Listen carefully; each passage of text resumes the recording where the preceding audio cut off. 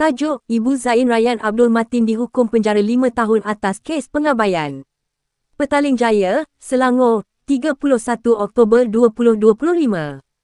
Mahkamah Session Petaling Jaya hari ini menjatuhkan hukuman penjara 5 tahun terhadap Ismanira Abdul Manaf, ibu kepada kanak-kanak autistik, Zain Rayyan Abdul Matin, selepas didapati bersalah atas pertuduhan pengabaian yang mengakibatkan kecederaan fizikal kepada anaknya 2 tahun lalu. Astro Awani campur 2 BERNAMA. Hakim dari Shahliza Warnoh memerintahkan hukuman tersebut dijalankan serta-merta dan tidak membenarkan penangguhan pelaksanaan hukuman. Selain itu, tertuduh juga perlu memberi jaminan RM3,000 dan seorang penjamin, serta menjalani khidmat masyarakat selama 120 jam dalam tempoh 6 bulan selepas selesai hukuman penjara. Astro Awani, Ismanira, 30 tahun, telah didakwa atas tuduhan mengabaikan Zain Rayyan yang ketika itu berusia 6 tahun dan menghidap autisme, antara pukul 12.30 hari hingga pukul 9.55 malam pada 5/6 Disember 2023 di kawasan Blok R, Apartmen Idaman, Damansara Damai.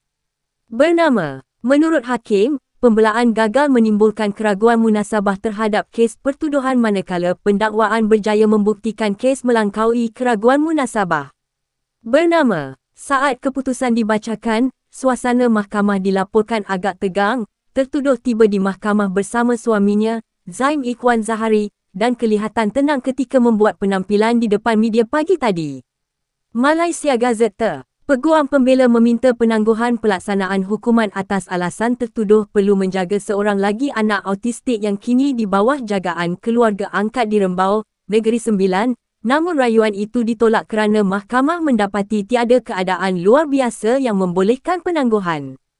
Astro Awani, kes ini menandakan satu perkembangan penting dalam usaha menegakkan tanggungjawab penjagaan kanak-kanak terutama dalam kes melibatkan golongan berkeperluan khas.